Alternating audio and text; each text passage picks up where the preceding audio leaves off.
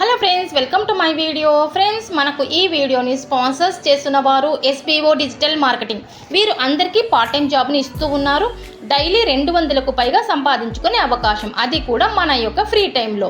ఇకపోతే work only మన యొక్క సోషల్ మీడియాలో కంటెంట్ను షేర్ చేయడం మరియు பப்ளிஷ் చేయడం ద్వారా మన ఇన్కమ్ని సంపాదించుకోవచ్చు.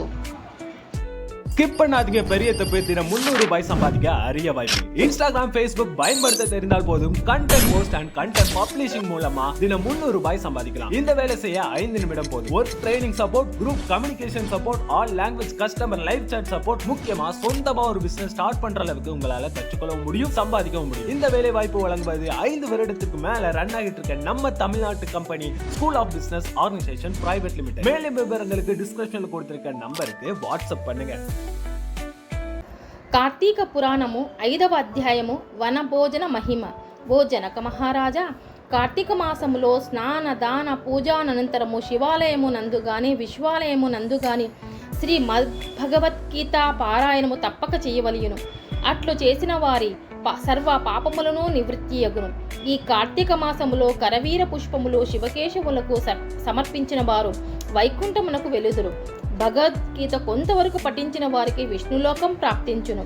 కడకందలి శ్లోకములో ఒక్క పాదమైనను కంఠస్థమొనరించిన ఎడల విష్ణు సాన్నిధ్యం పొందుదురు. కార్తీక మాసములో పెద్ద ఉసిరికాయలతో నిండిన ఉసిరి చెట్టు క్రింద సాలగ్రామమును యథోచితంగా పూజించి విష్ణుమూర్తికి ధ్యానించి ఉసిరి చెట్టు నీడను భుజించవలయును. బ్రాహ్మణులకు కూడా ఉసిరి చెట్టు క్రిందనే భోజనము పెట్టి దక్షిణ తాంబూలములతో సత్కరించి నమస్కరించవలయును. వీలును బట్టి ఉసిరి చెట్టు క్రింద పురాణ కాలక్షేమం చేయవలయును. ఈ విధంగా చేసిన బ్రాహ్మణ పుత్రునకు నీచ జన్మము పోయి నిజ రూపము కలిగెను అని వశిష్ఠుల వారు చెప్పిరి. అది విని జనకరాజు, మునివర్య, ఆ బ్రాహ్మణ యువకునకు నీచ జన్మ మేల కలిగెను అని దానికి గల కారణమేమి అని ప్రశ్నించగా వశిష్ఠుల వారు ఈ విధంగా చెప్పనారంభించిరి. రాజా, కావేరీ తీరమందొక చిన్న గ్రామమున దేవశర్మయను బ్రాహ్మణుడు కలడు. అతనికి ఒక పుత్రుడు కలడు. వాని పేరు శివశర్మ. శివశర్మ చిన్నతనము నుంచి భయభక్తులు లేక అతి గారాభముగా పెరగడం వలన నీచ సహవాసములు చేసి దురాచార పరుడై మెలుగుచుండెను.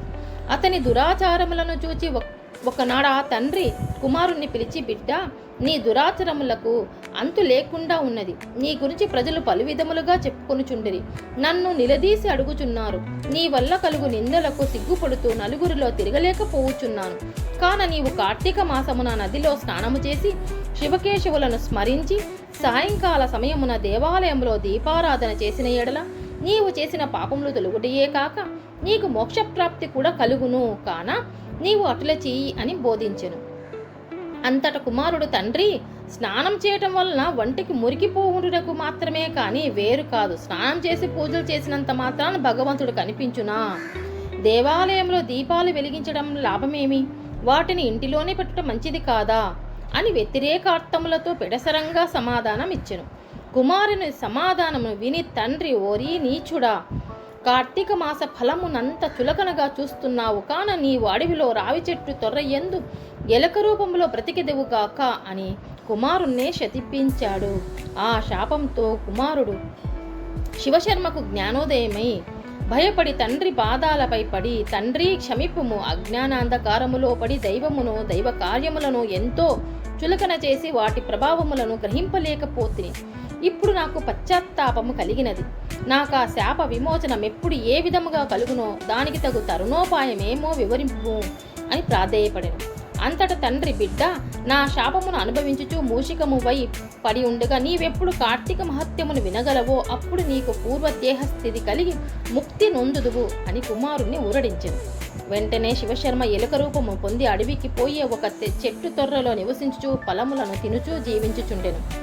ఆ అడవి కావేరీ నదీ తీరమునకు సమీపమున ఉండుచుచే స్నానార్థమై నదికి వెళ్ళువారు అక్కడున్న ఆ పెద్ద వటవృక్షము నీడకు కొంతసేపు విశ్రమించి లోకాభిరామాయణము చర్చించుకొనుచు నదికి వెళ్ళుచుండెడివారు. ఇట్లు కొంతకాలమైన తరువాత కార్తీక మాసములో ఒక రోజున మహర్షియగు విశ్వామిత్రుల వారు శిష్య సమేతముగా కావేరీ నదిలో స్నానార్థమై బయలుదేరినారు. అట్లు బయలుదేరి ప్రయాణపు బడలిక చేత మూషికము ఉన్న ఆ వటవృక్షం క్రిందకు వచ్చి శిష్యులకు కార్తీక పురాణమును వినిపించుచుండిరి. ఈలోగా చెట్టు తొర్రలో నివసిస్తున్న మూషికము వీరి దగ్గరున్న పూజా ద్రవ్యములలో ఏదైనా తినే వస్తువు దొరుకుతుందేమోనని బయటకు వచ్చి చెట్టు మొదట నక్కి ఉండెను. అంతలోనొక కిరాతకుడు వీరి జాడ తెలుసుకుని వీరు బాటసారులే ఉందురు, వీరి వద్ద ఉన్న ధనము అపహరించవచ్చు అనేడు దుర్బుద్ధితో వారి కడకు వచ్చి చూడగా వారందరూ మునీశ్వరులే. వారిని చూడగానే అతని మనస్సు మారిపోయింది. వారికి నమస్కరించి, మహానుభావులారా, తమరు ఎవరు, ఎందుండి వచ్చితిరి? మీ దివ్య దర్శనముతో నా మనస్సులో చెప్పరాని ఆనందము కలుగుచున్నది గాన వివరింపుడు అని ప్రాధేయపడెను. అంత విశ్వామిత్రుల వారు, ఓయి కిరాతక, మేము కావేరి నది స్నానార్థమై ఈ ప్రాంతమునకు వచ్చితిమి. స్నానమాచరించి కార్తీక పురాణమును పఠించుచున్నాము. నీవును ఇచ్చట కూర్చుండి సావధానుడవై ఆలకింపుము అని చెప్పిరి. అటుల కిరాతకుడు కార్తీక మహత్యమును శ్రద్ధగా ఆలకింపుచుండగా తన వెనుకటి జన్మ వృత్తాంతమందియు జ్ఞాపకముకు వచ్చి పురాణ శ్రవణం అనంతరము వారికి ప్రణమిల్లి తన పల్లెకు పోయెను.